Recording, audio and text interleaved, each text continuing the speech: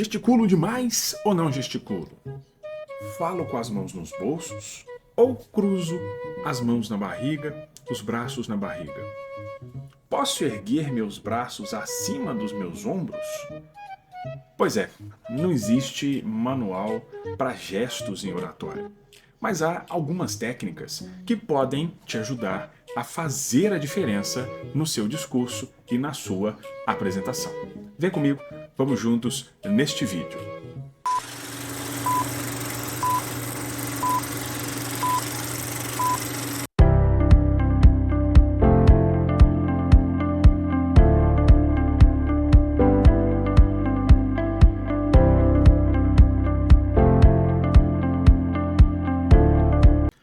Um estudo realizado por Albert Mehrabian, um psicólogo especialista em comunicação da Universidade da Califórnia, chegou à conclusão que a expressão corporal ela é fundamental no processo de comunicação assertiva, ou seja, quando eu quero ir direto ao ponto ou quando eu tenho alguns objetivos bem claros. É preciso se lembrar que tem algumas pessoas que falam sem objetivo nenhum. É o que a gente diz que muitas vezes fala mais que radiola quebrada. Mas o Mehrabian criou uma regra conhecida no mundo da comunicação como 7-38-55. O que isso quer dizer? 7% do seu discurso depende da palavra, 38% da sua voz e 55% do discurso está ligado à expressão corporal. O que a gente percebe é que quem fala bem com a voz, mas mal com o corpo, perde potência, perde impacto, perde alcance. É preciso se lembrar que o orador é um conjunto. E não só uma parte, não só a fala, não só a voz, não só o gestual, não só a expressão, não. Tudo. É movimento, é fala, é olhar, é expressão, é mão, é perna. E tudo isso se interconecta, potencializando o discurso e a comunicação. Agora, há alguns erros muito comuns que as pessoas cometem durante as suas falas, especialmente em apresentações públicas.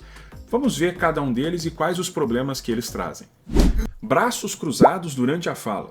Por que isso é problemático? Porque inconscientemente eu estou dizendo para a minha plateia, para o meu público, que eu não tenho interesse em ouvi-los.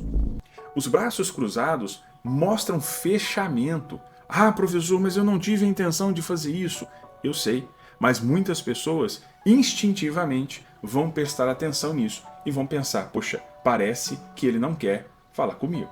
E o pior, se na sua plateia tiver alguém que conheça, e veja, trabalhe sempre com a ideia de que sempre há alguém que sabe mais que você, essa pessoa vai chegar a essa conclusão. Segundo, mãos nos bolsos. Por que nós colocamos as mãos nos bolsos? Porque nós estamos inseguros e procuramos uma espécie de lugar quentinho, gostoso e seguro para eu me esconder.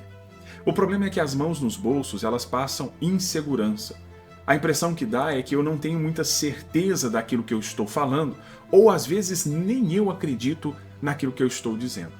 Por isso, não se coloca as mãos nos bolsos. Aqui já dou uma dica de gorjeta.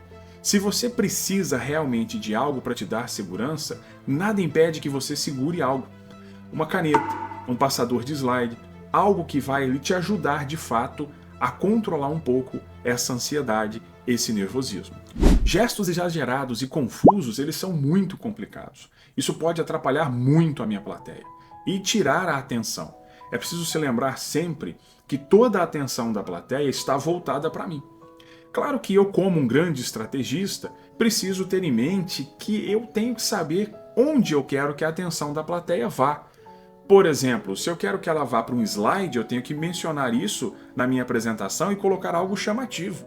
Se eu quero que ela venha para mim e para o meu gestual, eu tenho que chamar a plateia e eu convido a plateia com o meu gestual a prestar atenção no que eu estou fazendo.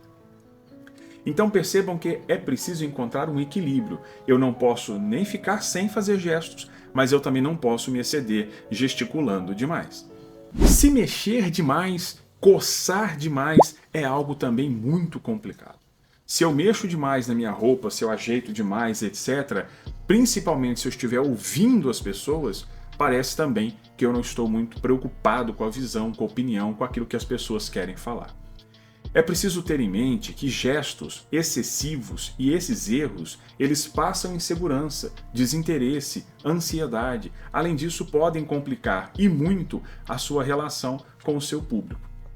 Então aqui vão 4 técnicas para você trabalhar o gestual que podem transformar o seu cotidiano numa apresentação. Primeira técnica. Comece com naturalidade. Como assim, professor? Não há como não gesticular. Deve-se gesticular em oratória.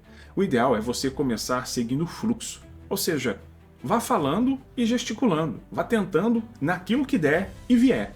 Ah, mas e se eu exagerar? Ah, vamos lá. A velha e boa dica do espelho. A essa altura, você já aprendeu que o espelho é nosso melhor amigo, não é? Em oratória. Eu sempre, quando falo disso, lembro do Barack Obama, ex-presidente dos Estados Unidos, ensaiando um discurso para a União, e ele falava diante de um espelho. E a Casa Branca fez questão de transmitir isso para o mundo todo. Ou seja, até um cara como ele, que é considerado um grande orador, você pode ter suas divergências políticas, mas ele é um grande orador, ele treina na frente do espelho. E isso parece brincadeira, mas não é. Então, vá corrigindo, vá ajustando, vá limitando, vá treinando, vá aprendendo. Segunda técnica. Os gestos, eles precisam acompanhar o meu discurso e não o contrário. Algumas proposições práticas ajudam muito. Por exemplo, numerar ideias com os dedos. Isso ajuda a sua plateia a somatizar, a prestar atenção, a guardar aquela informação e aquele conhecimento. Abrir os braços quando eu falo de amplitude. Ou ainda, simular crescimento com as mãos. Todos esses gestuais, eles vão ajudar muito na hora da compreensão daquilo que você tem a passar para a sua plateia. Eu tenho que ter cuidado para não confundir o meu público. Como assim? Simples.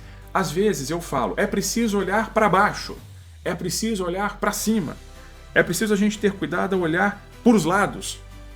Percebam que eu estou confundindo a minha plateia. Para onde eu devo olhar? Para a cabeça, para a mão, para o lado, para o outro. E outra coisa, o seu lado direito é o inverso da plateia. Então você também precisa considerar que o seu lado direito é o esquerdo do público e vice-versa. Qual é a sua intenção? É preciso pensar.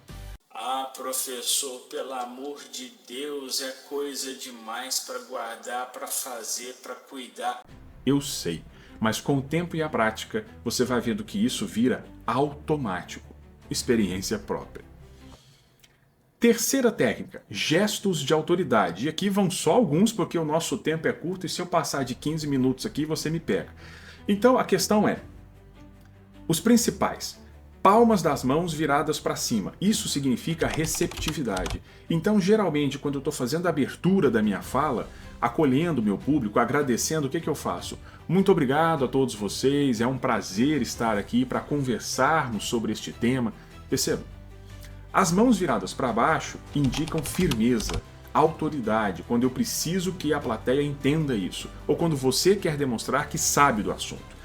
Em verdade, em oratória, é importante que a gente entenda o gestual como fundamental. Quando eu quero demonstrar autoridade sem ser autoritário, eu uso a minha palma da mão virada para baixo. Agora eu tenho que ter cuidado com o gesto autoritário, que é este aqui. Todo gesto autoritário que eu tenho, ou o dedo em riste, ou eu aponto demais para a plateia, isso mostra que eu sou autoritário. E isso soa com perda de influência. Mãos unidas em triângulo. Controle e organização. Sempre que eu quero demonstrar controle e organização, eu uso as minhas mãos em forma de triângulo. Percebam que durante a minha fala isso faz muita diferença. A quarta técnica eu chamo de zona de segurança gestual. Como assim? O que é isso? Há um limite do possível. E você deve guardar esse limite entre os seus ombros e a sua cintura. Não vai dar para você ver minha cintura agora, mas você já entendeu. Então, os seus ombros e a cintura formam uma espécie de retângulo da comunicação, onde eu posso gesticular com segurança. Professor, não posso partir desse espaço, sair fora dessa? Não, isso em comunicação é o que a gente chama de zona de influência visual. Mas, mediante necessidade, nada impede que eu traspasse os meus ombros. Eu só digo a vocês, como realmente experiência, não passem da linha da cintura para baixo, a menos que haja extrema necessidade. Por quê? Porque, olha, veja como vai ser complicado a depender do gestual que você fizer para baixo da linha da sua cintura. Faz e pensa, depois avalia. É cuidado sempre, sempre buscando o equilíbrio. Posso traspassar? Posso, mas no geral eu posso gesticular dentro dessa linha que não há problema nenhum. Para a gente perceber como é que isso faz diferença, vamos a algumas simulações. Cena A. Vou falar com as mãos presas ou escondidas. Em oratória, nós temos a impressão de que a comunicação ela é de fato fundamental. Quando eu uso gestos, a minha comunicação pode transformar a realidade. Agora, com as mãos soltas e o gestual acompanhando a minha fala.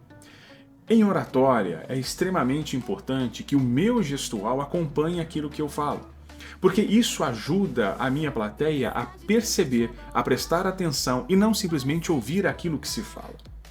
Percebe? Faz muita diferença. Cena B. Falar com gestos excessivos. Então, em oratória, a gente percebe que a comunicação ela importa muito. Eu não posso ir muito além daquilo que eu estou gesticulando, porque corre um risco da minha plateia não entender muito bem aquilo que eu estou fazendo.